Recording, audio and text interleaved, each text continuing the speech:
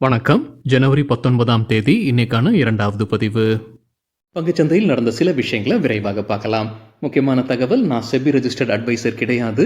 நம்ம சேனல்ல இருந்து எப்போதுமே ஸ்டாக் ரெக்கமெண்டேஷன்ஸ் கிடையாது. யூடியூப் சேனல் மட்டும் இல்லைங்க, மற்ற சோஷியல் மீடியா பிளாட்ஃபார்மான இன்ஸ்டாகிராம், வாட்ஸ்அப், டெலிகிராம்ல இருந்து கூட நாம ஸ்டாக் ரெக்கமெண்டேஷன்ஸ் வழங்குவதில்லை. மேலும் பணத்தை வாங்கிட்டு எந்த சேவையும் வழங்குவது இல்லை. பல போலியான குரூப் இயங்கிட்டு இருக்கு. தயவு செய்து ஜாகிரதையாக இருங்க. இந்த வீடியோவில் காட்டக்கூடிய அனைத்து கம்பெனிகளும் வெறும் இன்ஃபர்மேஷனல் பர்பஸ்க்காக மட்டுமே முதலீடு செய்யுங்கன்னு சொல்கிற வீடியோ கிடையாது. எந்த ஒரு முதலீட்லையும் ரிஸ்க் இருக்கும். ரிஸ்க் புரியாமல் இன்வெஸ்ட் செய்யாதீங்க. ரிஸ்க் புரியலன்னா தயவு செய்து இன்வெஸ்ட்மெண்ட்டை தவிர்த்துருங்க. நம்ம ருபி டிரைவர் சேனலை ஆதரிக்கிற அனைத்து நல்ல உள்ளங்களுக்கும் நன்றி.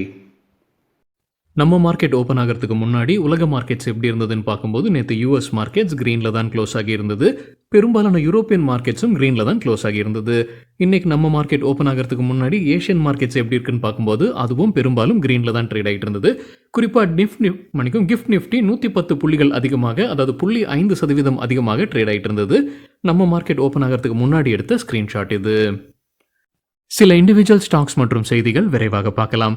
அடுத்த 5 ஆண்டுல இந்தியா செமிகண்டக்டர் உற்பத்தியில பெரிய நாடா இருக்கும்னு மத்திய அமைச்சர் சொல்லியிருக்கிறாருன்னு மணி கண்ட்ரோல்ல தகவல் சொல்லியிருக்கிறாங்க. மற்றொரு அப்டேட் என்னன்னா, இந்தியாவுடைய ஹைட்ரோ பவர் கெப்பாசிட்டியும் அதிகரிக்கப்படும்னு மத்திய அமைச்சர் திரு ஆர்.கே. சிங் தெரிவிச்சிருக்கிறாரு. இப்போ என்ன திறன் இருக்கு? 47,000 மெகாவாட் இருக்கு. குறைந்தபட்சம் 90,000 மெகாவாட்டாக அது உயர்த்தப்படும்னு அமைச்சர் சொல்லியிருக்கிறாரு. என்ன கால அளவு அப்படின்றது அந்த செய்தியில சொல்லல.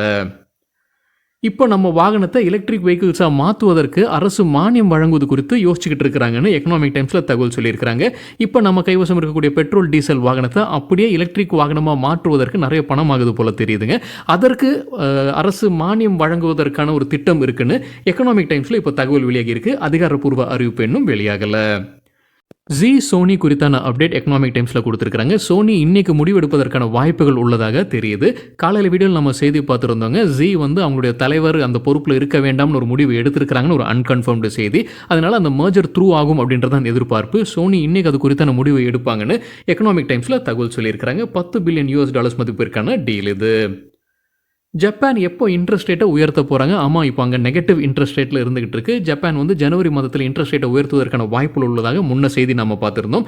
இப்போ சிஎன்பிசி டிவி 18 என்ன சொல்லியிருக்காங்கன்னா, இன்ஃப்ளேஷன் டேட்டா அங்கே வெளியாகி இருக்கு. இன்ஃப்ளேஷன் கட்டுப்பாட்டில் தான் இருக்குது. அதனால் இன்ட்ரெஸ்ட் ரேட்டை அவங்க உயர்த்த மாட்டாங்க அப்படின்றதான் இப்போ எதிர்பார்ப்பு. இப்போ அடுத்ததாக ஏப்ரல் மாதத்தில் அவங்க இன்ட்ரெஸ்ட் ரேட்டை உயர்த்துவதற்கான வாய்ப்பு உள்ளதாக பேச்சு எழுந்திருக்கு. ஜனவரி மாதத்தில் இருக்கக்கூடிய அவங்களோட மீட்டிங்கில் அவங்க உயர்த்த மாட்டாங்கன்னு சில வல்லுநர்கள் இப்போ கருத்து தெரிவிச்சிருக்கிறாங்க. கடைசியாக அவங்க உயர்த்தியது 2007ஆம் ஆண்டு மீட்டிங்கில். என்எஸ்சி பிஎஸ்சி நாளைக்கு ஸ்பெஷல் செஷனை நடத்த இருக்கிறாங்க. ஜனவரி 20ஆம் தேதி சனிக்கிழமை. அவங்களுடைய டிசாஸ்டர் ரிகவரி சைட்டில் தான் நாளைக்கு லைவ் செஷன் இருக்கும்னு சொல்லியிருக்கிறாங்க. மணி கண்ட்ரோல்லேருந்து கிடைத்த தகவல். முதல் செஷன் 9:15 மணிக்கு துவங்கும், 10 மணிக்கு முடியும். இரண்டாவது செஷன் 11:30 மணிக்கு துவங்கி 12:30 மணிக்கு முடிவடையும்னு சொல்லியிருக்கிறாங்க. அதே மணி கண்ட்ரோல் செய்தியில். விப்ரோ தரப்புலேருந்து ஒரு அப்டேட் இருக்குது. அவங்க ஒரு புது முதலீடு செய்கிறாங்க. ஹியூபன் எனர்ஜியில் அவங்க 14% ஷேர்ஸ் வாங்கியிருக்கிறாங்க 3.2 கோடி ரூபாய்க்கு.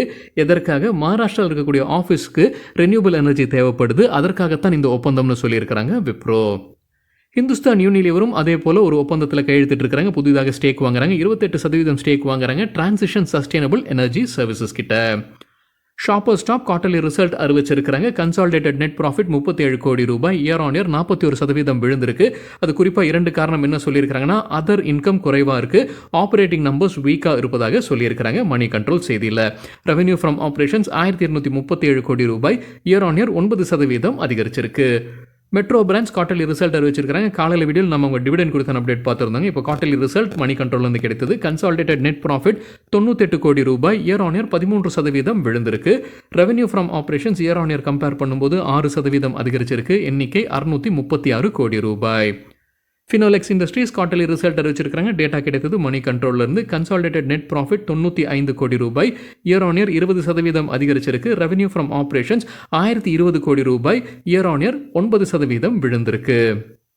ஷால்பை குறித்து மணி கண்ட்ரோல்லேருந்து கிடைத்த ஒரு தகவல். அவங்க ஒரு புது முதலீடு செய்கிறாங்க. குருகிராமை சார்ந்த சானார் இன்டர்நேஷனல் ஹாஸ்பிட்டல்ஸில் 87% ஸ்டேக் வாங்குறாங்க 102 கோடி ரூபாய்க்கு.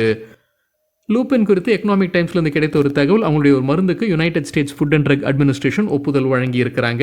ஹைப்பர் யூரிசீமியா சிகிச்சைக்கு பயன்படுத்தக்கூடிய மருந்து இதுன்னு சொல்லியிருக்கிறாங்க லூபின். ஜைடஸ் லைஃப் சயின்சஸ் தரப்புல இருந்து ஒரு அப்டேட் இருக்குது. அவங்க யூஎஸ்ஏ நிறுவனமான சிந்தனுடன் ஒரு ஒப்பந்தத்தில் வராங்க. யூஎஸ் மார்க்கெட்டில் லைசன்ஸ் அண்ட் சப்ளை அக்ரிமெண்ட்டுக்காகத்தான் இந்த ஒப்பந்தம். ஒரு மருந்துக்கு அது வந்து ஆன்காலஜி சம்பந்தமான மருந்துன்னு சொல்லியிருக்கிறாங்க ஜைடஸ் லைஃப் சயின்சஸ். யூபிஎல்க்கு ரெலிகார் புரோக்கிங் பை ரேட்டிங் கொடுத்துருக்காங்க. எதிர்பார்க்குற டார்கெட் $2150 கொடுத்துருக்கிற கால அளவு அடுத்த 2 to 4 மாதங்கள். ஆரக்கிள் ஃபினான்ஷியல் சர்வீசஸ் நேற்று நல்லா பர்ஃபார்ம் பண்ணியிருந்திருக்காங்க. இன்றைக்கும் நல்லா பர்ஃபார்ம் பண்ணியிருக்காங்க. நான் பார்க்கும்போது 9% அதிகரித்தது.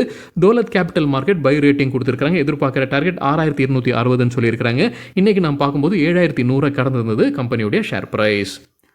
டிக்சன் டெக்னாலஜிஸ் தரப்பு வந்து அப்டேட் இருக்குது. நோய்டா ஆலையில் டைரக்டரேட் ஆஃப் ரெவென்யூ இன்டெலிஜென்ஸ் சோதனை நடத்தியுள்ளதாக அப்டேட் கொடுத்துருக்காங்க ஜனவரி 17. ரிலையன்ஸ் இண்டஸ்ட்ரீஸுடைய குவார்ட்டர்லி ரிசல்ட் வருவதற்கு முன்னாடி மணி கண்ட்ரோல் ஒரு முன்னோட்டம் கொடுத்துருக்காங்க. என்ன எதிர்பார்க்கலாம்? கன்சாலிடேட்டட் ரெவென்யூ எதிர்பார்ப்பது 2.3 லட்சம் கோடி ரூபாய், இயர் ஆன் இயர் 6% அதிகரிக்கின்ற எதிர்பார்ப்பு. கன்சாலிடேட்டட் எபிட்டா அல்லது ஆப்ரேட்டிங் ப்ராஃபிட், எபிட்டாவுடைய விரிவாக்கம் earnings before interest tax depreciation amortisation 40,232 crore ரூபாயை எட்டுன்ற எதிர்பார்ப்பு, இயர் ஆன் இயர் 14% அதிகரிக்கும்னு சொல்லியிருக்கிறாங்க. கன்சாலிடேட்டட் நெட் ப்ராஃபிட் 16,625 கோடியை எட்டுவதற்கான வாய்ப்பு, இயர் ஆன் இயர் 7% அதிகரிக்கும்னு சொல்லியிருக்கிறாங்க. அதே மணி கண்ட்ரோல் செய்தியில். ஜனவரி 18 நேற்று ஹை ஃப்ரீக்வன்சி ட்ரேடிங் ஃபர்ம்ஸ் வந்து கொஞ்சம் லாபத்தை பார்த்துள்ளதாக மணி கண்ட்ரோலில் தகவல் சொல்லியிருக்கிறாங்க. பெரும்பாலும் அவங்க ட்ரேட் செய்தது Zee media, south Indian bank மற்றும் நேஷனல் ஃபர்டிலைசர்ஸில். ஜிஇபிஎல் கேபிட்டல் சில ஸ்டாக் ரெக்கமெண்டேஷன்ஸ் கொடுத்துருக்காங்க. ஷார்ட் டேர்ம்க்கான ஸ்டாக் ரெக்கமெண்டேஷன்ஸ் தகவல் நமக்கு கிடைத்தது மணி கண்ட்ரோல்லேருந்து. ஆம்பர் என்டர்பிரைசஸ்க்கு பை ரேட்டிங் டார்கெட் 4404, 15% லாபம் கிடைப்பதற்கான வாய்ப்பு, ஸ்டாப் லாஸ் 3561.